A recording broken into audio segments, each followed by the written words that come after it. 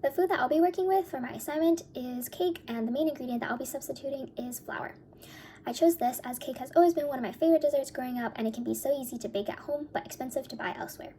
One of the problems that I've been seeing on the rise is a rise in gluten-free diets. This can be due to celiac disease, gluten sensitivity, or even wheat allergies. As all-purpose flour or cake flour normally contains gluten because it's made from wheat, one of the substitutions that I will be making in my cake to accommodate for this problem is sweet rice flour, which is milled from sweet rice rather than wheat and does not contain any gluten at all. And so I developed the research question, how does using sweet rice flour as a gluten-free substitute for cake flour affect the taste and texture of cake? So the objectives of this experiment are to understand the role of gluten in cake production, understand how sweet rice flour substitution can alter the texture of cake and the components that contribute to this unique taste, and identify the differences between cake made through cake flour versus sweet rice flour. Starting off, gluten is a protein found in wheat used to mill cake flour.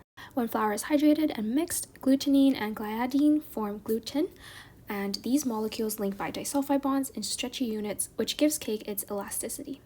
The mesh-like network also traps air, which creates a bouncy and airy product.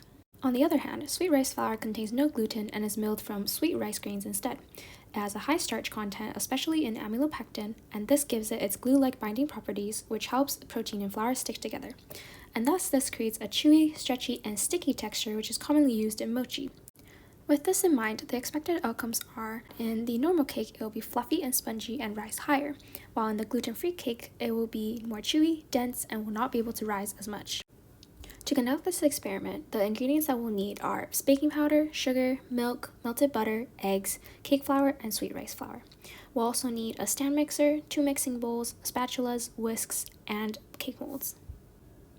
To start, milk and melted butter are added to the egg yolks, and this is split into 2 for our 2 versions.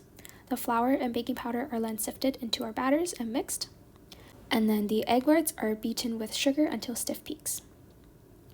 This is then also split into 2 and folded into our mixture. These are poured into the cake molds, and they're baked at 325 for 25 minutes. On the right is the cake flour, and the left is rice flour. As you can see, the one made with cake flour is a lot fluffier and airier, and it has risen a lot more, whereas the sweet rice flour cake is a lot denser, stickier, gelatinous, and did not rise as much. It also tastes a little bit more like mochi. It's airy, it's soft, it's slightly sweet. And now we will try version B. I can taste a bit of the mochi taste. It's a lot more sticky and chewy than the other one. The other one was more dry and rough. Okay, thank you. Now to discuss these results, the sticky and chewy texture likely was due to a higher starch content and a higher amylopectin ratio in the sweet rice flour.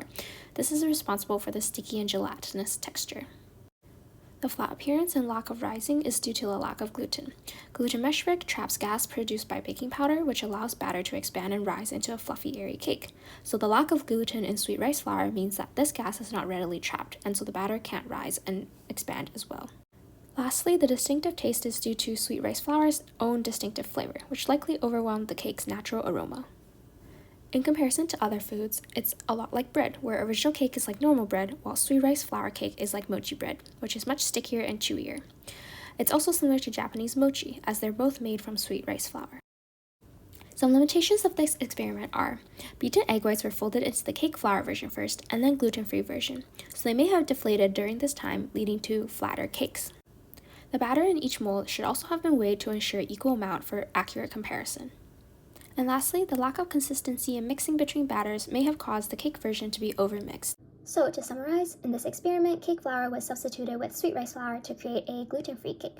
And this resulted in a cake that was much chewier, stickier, and denser, but did not rise as much and was not as airy or fluffy as a normal cake.